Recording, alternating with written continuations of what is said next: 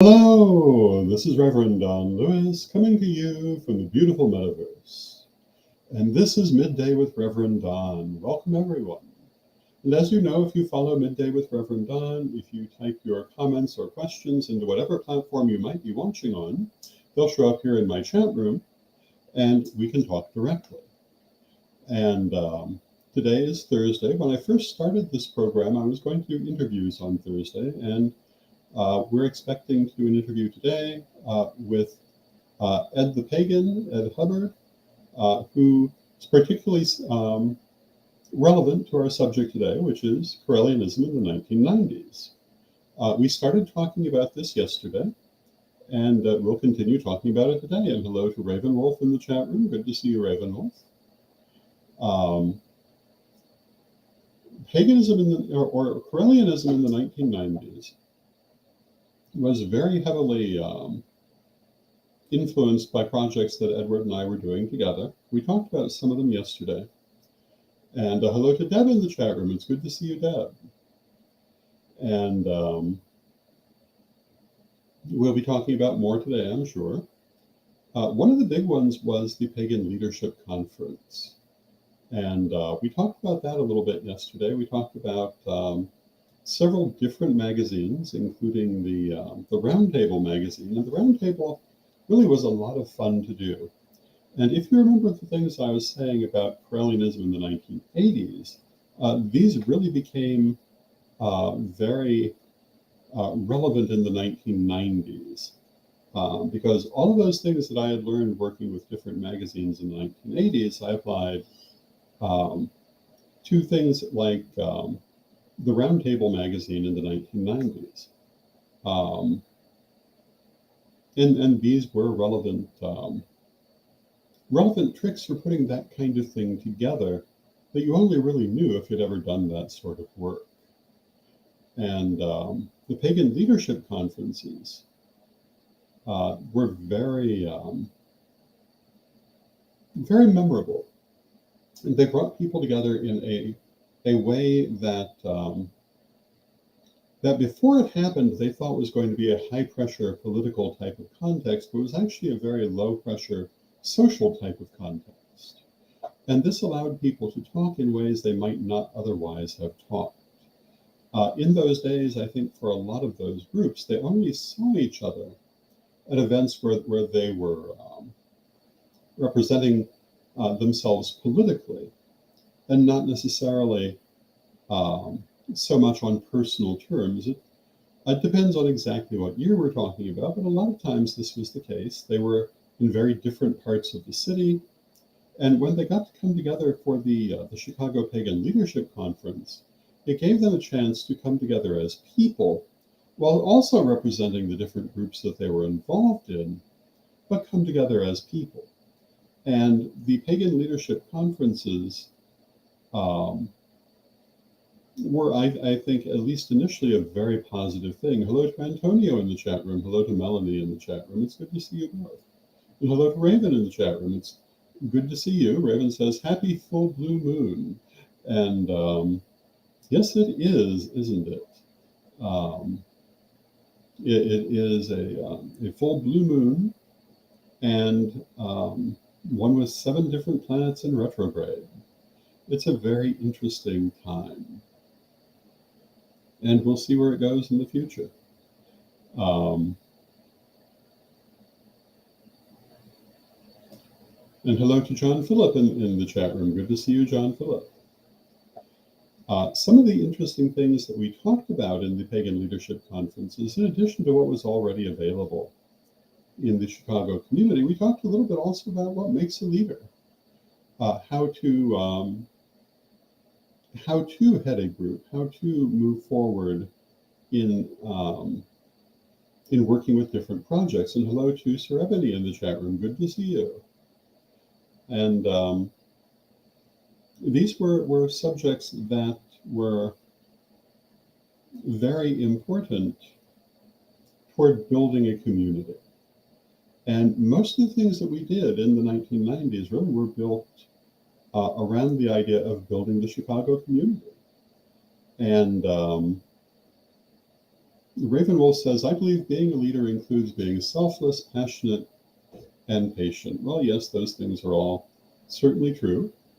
Deb in the chat room says, big moose mass. Thank you, Deb. Some of us regard the blue moon as moose mass. Hello to Renee in the chat room. If you're not familiar with moose mass is the idea of that movable sabbat that represents the chaotic nature of the universe, when the solar and lunar calendars really show their differences. And we're reminded that everything isn't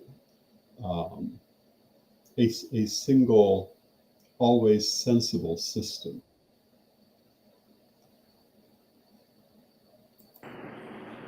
Hello. Hey, how you doing? I am good. How are you? Okay. It's a big day. I mean, we just finished the blue moon and all the rituals involved with that. You know, the crystal web rituals, the parliament. I mean, so many things have been happening. Getting to our first, kind of independent book, Travel Magic, out there by Lisa McSherry. I mean, a lot of things are happening. Yes, indeed. It was a very interesting blue moon. Mm-hmm. So we've been talking about Correllianism in the 90s and all the different things that may or may not have necessarily been Correllian, but that we were involved in as individuals in the 90s. And what do you think was the most important thing from that era? In the 90s? Yeah. For the 90s, I think the most important era was the media attention that we got. We were able to control media attention.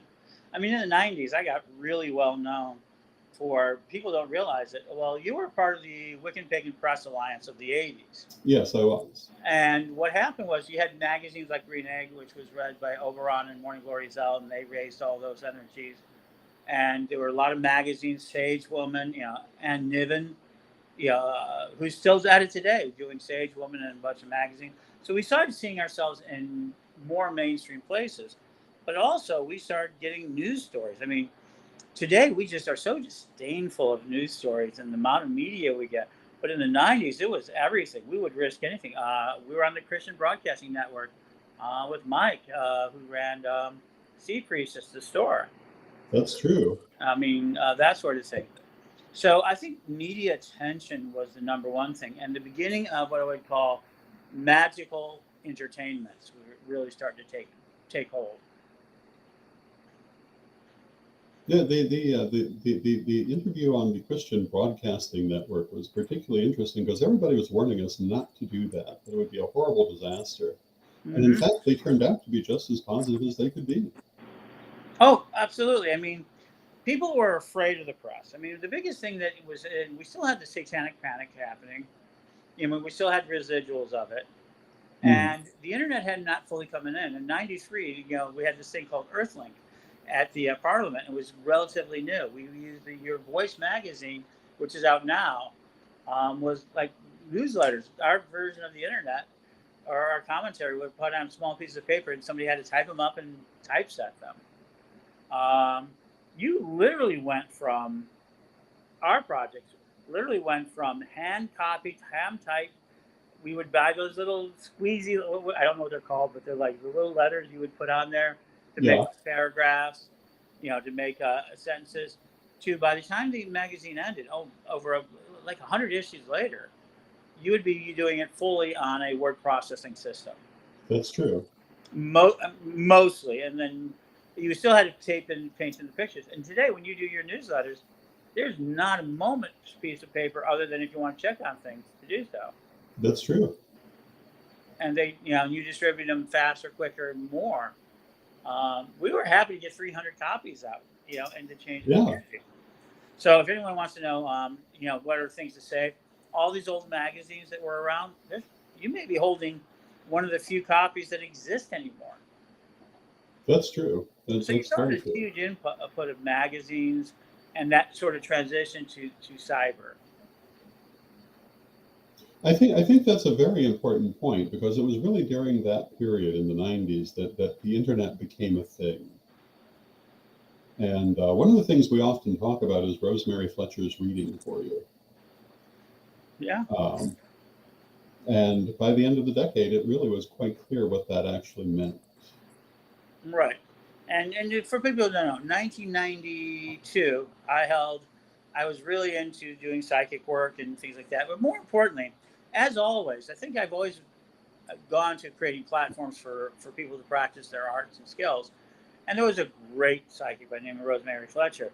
And she did psychic reading for me, and it was amazing, you know. And it was like this. It's like, oh, you're going to be, wow, you have a future there. And you're going to have a daily newspaper. You're going to have all this. And my mind goes, oh, great, I'm going to be wealthier than I've ever imagined, because all of those things took money, real Yes, they money. did. And one of the things the internet did, and still does, is it's called the 6 Ds of disruption. But one of them is demonetized it. So pretty soon, I was one of the very first people, on something called One List.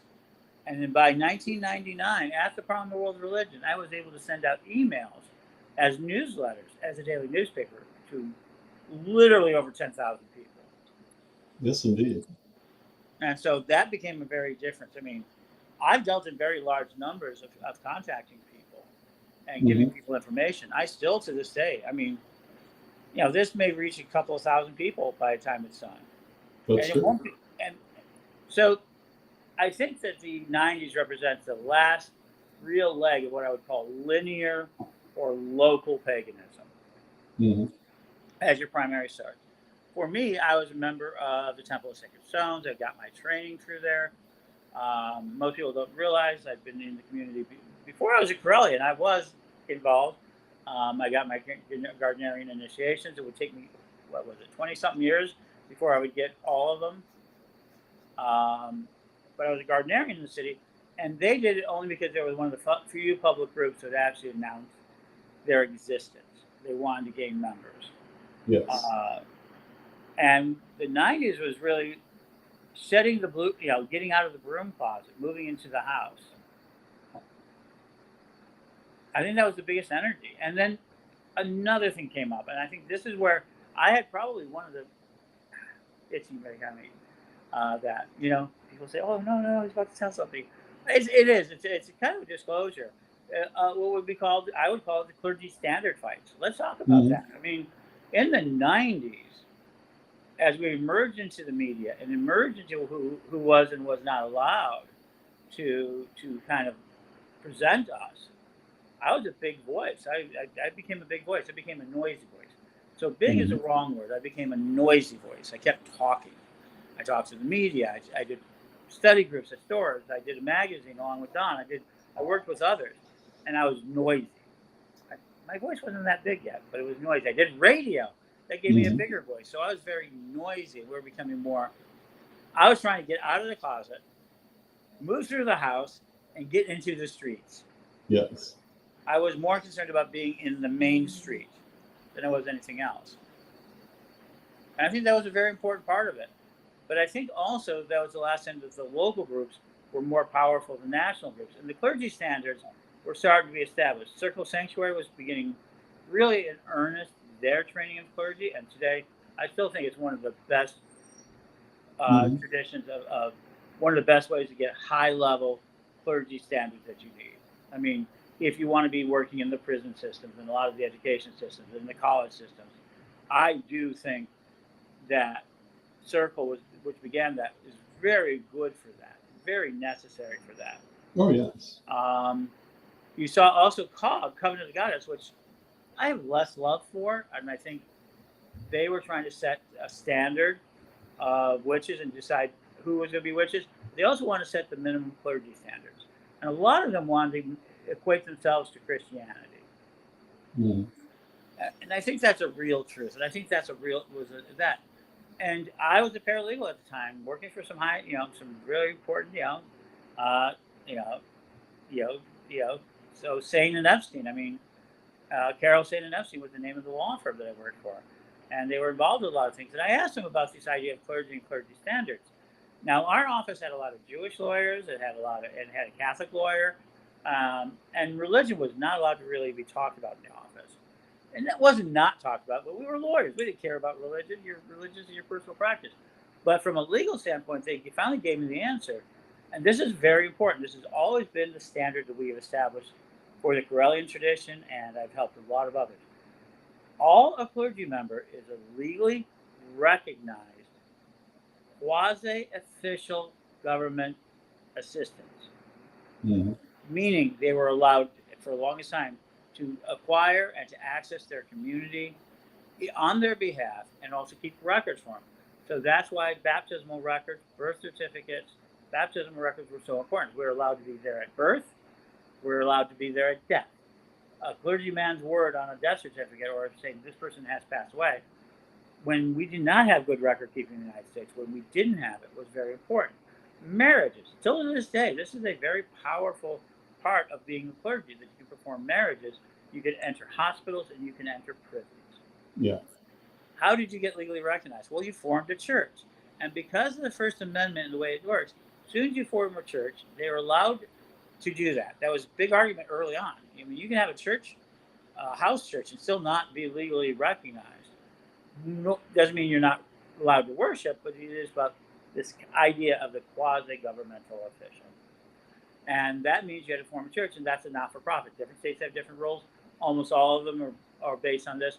3 people get together, they decide to name a church, they write their bylaws, and they decide what their church is like. Very powerful tool, very powerful, very little interference with government. And that body has the right to recognize their own clergy, their pastors and everything else. And so once you do that, Universal Life Church, you exploited this to the greatest degree. They're saying anybody who wanted to sign up with us would be a clergy. They would recognize them. So this idea of being recognized by a legal body became it. And there was no standard except individualized. This got me into all sorts of fights in the 90s. It was a really big fight. And what did happen? We grew out of that fight. Different groups were able to form. Because we were moving into the media and our numbers increased, I think the last really big movement for us was 2004, I think, or 2005, when we brought Oberon Zell and Isaac Bonowitz and Phaedra Bonowitz and Elizabeth Barrett and Abby Willerut to Hubston to begin deciding to kind of envision what the world would look at. And at this point, Witch School had been around. We had already been clergy. People recognized the clergy status. And I think really that was the last time that clergy standards trying to be embraced in the community was finally done. Yeah. The internet really took that away. And ultimately, the arguments that I put forward, not only the argument, but the legal truth. And that's what it was. It wasn't an argument. Everybody kept saying, oh, no, we're arguing against you, Ed. And I stood my ground and said, this was a legal truth. And it's still a legal truth today. And I think that was something in the 90s and to this day that our community decided it had a right to arbitrate the law and not live with the law. That was a big fight in the 90s. I think that one of the biggest fights that really formed our community was that idea. Yeah, I would have to agree.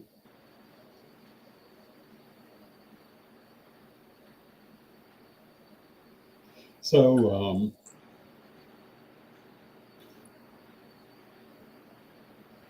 of other things that happened in the 90s, what do you find most memorable? So I think one of the other things, I think we're now in the Zoom generation. You know where the majority of public rituals are being held now? On the internet. Yeah. In the 90s, it was a bit of a thing. And along with Tracy and ourselves, you, other great people, Jane and Maggie, and a lot of other people were involved. Mark, I can name people all day. Yeah. Teresa of Moonbeats, and they're still out there. We ended up having to do public ritual. We would do rituals at spaces like in parks, in public spaces, the American Heritage Center, some of the shops on the Sanctuary Stones on the south side was doing it. And we would see these really great, Moonbeats had at one point, I think 500 people. Oh, yeah. They ended up doing these mini festivals on the lake. We had a shrine that has now been forgotten in Chicago, the Lady of the Lake Shrine. Yeah. And it was an extension of Holy City Temple and our actions to hold public ritual, physical public ritual. And because cameras were expensive, we'd have a few photographers who were taking pictures. We didn't really have much movies, though we took photography as much as we could. So it was this time of beautiful, spectacular rituals. And the mysteries was the attendance. And we didn't have a lot of records of it. That's true. And we don't have that sort of records. What records we have in the 90s are precious. And if you have photographs in the 90s, if you have film from the 90s, the 80s, the 70s, the 60s, even into the 2000s, don't throw it away. Don't treat it badly. Preserve it and talk to me. I've got people who are right now building tremendous archives of what it was. But we had to live in this world without all of that fanciness, without that sharing. And we were still growing. No, that's a very good point. It was a very different world then. Right. And for me in 93, so probably the thing that probably did, I mean, not probably, it did affect a lot of things was the 1993 Parliament of World's Religions. Hadn't been hosted in 100 years. I worked as a volunteer, well, and go into that story. And we know that it changed the way my life worked by the statement.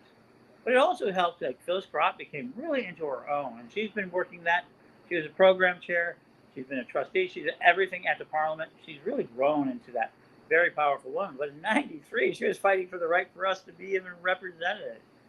So the Parliament of World Religions in 93 really showed a need for us to be represented. And I really think it's a kind of a shame now in 2023, when we have so much more representation, it's kind of like, oh, so what? Mm-hmm. This idea of globalism, this idea of easy access, this idea of it, really it does make what happened in the 90s, the 2000s, really kind of like, okay, you did that. How cute. It really is a parent's attitude or an adult's attitude to a child's project. And it wasn't that way. Yeah, it is worth saying. If you don't remember those days and those fights, you don't understand what they were about. And it's really where Witch Wars gotten to develop really well. Oh yes. You know, by 2000, by the end of 90s, 1999, we went to the Parliament of World Religions. We had a great time. Sometimes I can't remember names. Michael York and the indigenous leaders and Arson got together with a lot of the indigenous people. And after their description, I remember being in that room when the indigenous people really sided with Arson and says, oh, yeah, if this is what you mean by pagan, with Michael York, we side with you in a room full of indigenous people who are also Catholic, indigenous people who are also Protestant, indigenous people who are of other faiths. But the main hardcore, the long-term indigenous, identified with the pagan community at the time. We always talk about them identifying away from that. But that moment in 99, so all of the work that we had done in the 90s came to that cumulative moment at the South African Parliament of World Religions. And these powerful leaders, these older leaders, and I was there as a representative, but I was also there as kind of an explorer in my own spirituality. And I would come out of that like, we know what happened after that witch cult, well, everything happened afterward. But at that moment, it really made the 90s all come together why we're trying to do this. We were trying to reach a global audience. And we did. Yeah, that's true. We did reach the global audience. So if the 90s were anything, we started out really local, and festivals being the primary way of communication. By the end of the 2000s, we were fully enveloped into the media. We had a lot of communication tools. We were attending larger events like the Parliament of World Religions. It was amazing. And that was really what the 90s gave us.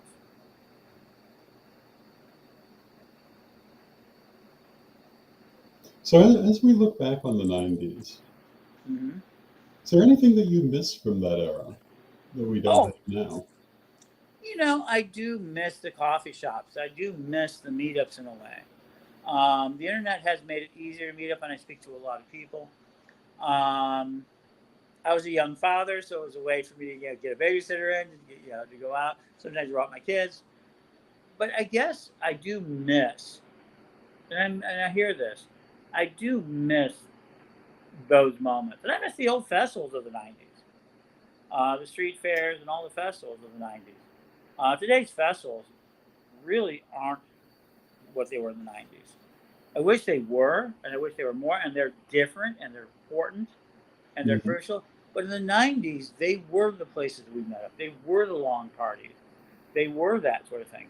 I love the witches ball, so I love that physicality. And it's probably people who are like, wait, yeah, aren't you like one of the original internet guys? Absolutely. I was right there at the beginning. I was there at the coffee shop, the AOL coffee shop. Tamara Sudaligan was leading them. Craig Schaefer was leading them. Eric Roberts was leading them. I was involved with them. Right. Don was Yeah. on about would enter into what was the longest running chat room today, which is that started at about.com. So yeah, we were involved. I mean, we were still doing magazines all the way up until 97, 98. And when we realized we had to really transfer over to the internet to do our mission. So yeah, I mean, I'm the tech guy, and I think, and I'm not regretful of those.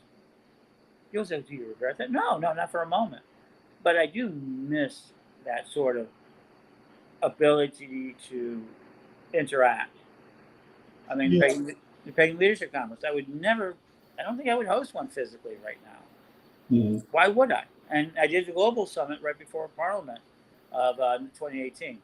You know, I would do hybrid events. There's a lot of things I would do, but I miss them. But they were a moment in time. They won't work today. And that's the hardest part that I deal with, especially with a lot of the elders. They want to be remembered. They have these documents and all this information and all of that. But somehow they missed the most important lesson of what they did. And now they're worried about why people don't remember them, or why the younger generation doesn't pay attention to them, or why isn't anyone honoring them or respecting them. And that is because they're looking to return to the past, and they really have surrendered to the future. And I really Mm-hmm. think that's hard. I think that's really hard on them. And it's on, and now I'm like 60, and now, as people know, I've given up every leadership role in the Correllian Church right now. I sit only as the right reverend. People have taken over the Paladins, people have taken over that sort of thing, and I'm just now ready. And later today, maybe I'll make an announcement of it. I'm starting on my next career, and so even things that were happening a few years ago, I miss. Yeah, absolutely. I'm of that age. I'm 60. Um, and so I'm of that age, so where I want to have that back. I'm just very fortunate that I've always learned with a progressive forward mindset, realizing, next steps are VR, next steps are this sort of thing. And maybe, and just maybe, we can have people move into the idea of, having more physical events, having some things. I actually know some groups who are forbidding or having events where they're having initiations and mysteries where they're forbidding the phone to be, Mm-hmm. you take it, you put it in a box. If there's, you can check it for emergencies, but you can't bring it on the field. You can't be photographed in order to restore that. And I think that's a perfectly appropriate action to be taken. Very cool. Well, thank you. This has been a great interview. I see we've come to the end of the half hour. And so thank you so much for being here. That talked about a lot of things I would not have thought to bring up. The 90s were very special. It was a transition year. Mm-hmm. I mean, I guess every decade's been a transition decade for paganism since it started. And it had that very interesting. So let me leave you with one thought. The thing that probably changed the most is the Correllian Church. And the fact that people go, oh, you say you're over 100 years and you started in 1979. But it was a church of house, it was a tradition. And it was the 90s that really gave us our legal authority. We've gone through a number of different structures. We've given them up, we've taken them back, which will hadn't come into places, or that sort of thing. But we always began that sort of process of protecting legal clergy. So for the Correllian tradition, the 90s was where, long before Witchkill ever came, that we began to really deal in this issue of being clergy in the world, not just to our tradition, but we became clergy to the world, to the outside world. We began those sort of things. And that's, everybody says, as the Correllians always called themselves ministers. Not in the way that you think of. That was an oral tradition. But in the 90s, we began to pick up the legal aspects of it. And that made us what we are today, the largest Wiccan tradition in the world. today, and we continue Yes, to teach indeed. today. Yeah, we use the word reverend. We only use the reverend in terms of that. Let's get back to it. Quasi-legal authority of officers, so we can identify ourselves in the way that anyone else would, that they have privileges under the law. The 90s was when paganism went from being completely pressured out of the system to be considered a criminal act to gaining our rights. And that's where Selena and Phyllis and Arvin and, you know, Oberon, as I mentioned, Morning Glory. Morning Glory was a big part of it. And a lot of other people that we talk about out of that. Selena Fox, we talked about. Oh, Patricia Moynihan, who's now, I think, is largely forgotten, right? Was a very important person in that. And we began that sort of legal fight amongst ourselves internally, but more importantly, we extended ourselves outward into the world. So the 90s was really where most of the Correllian church began its legal identity in the law, and a lot of other groups were too, and we helped out with that. And so I think that's a very important note. What was important in the 90s? We became legal. Yes, indeed. Well, blessed be. Thank you for having me, Don. Thank you for coming. And this was actually very, very enjoyable. So you have a wonderful day, and we will close with our prayer as we normally do. And Divine Mother Goddess, Divine Father God, beloved ancestors, we thank you for your presence in our lives and for all those experiences you lead us through. We look back upon our lives and hopefully learn the lessons that they offer us. And we look forward on a future which brings more lessons. And beloved Mother Goddess, beloved Father God, beloved ancestors, we pray that those lessons shall always come with joy and compassion and practicality. And knowing you are always with us, but from respect, we thank you for your presence, and may you be blessed now and always. And I thank you for your presence. May you be blessed now and always, and I'll see you tomorrow, and we will continue our discussion.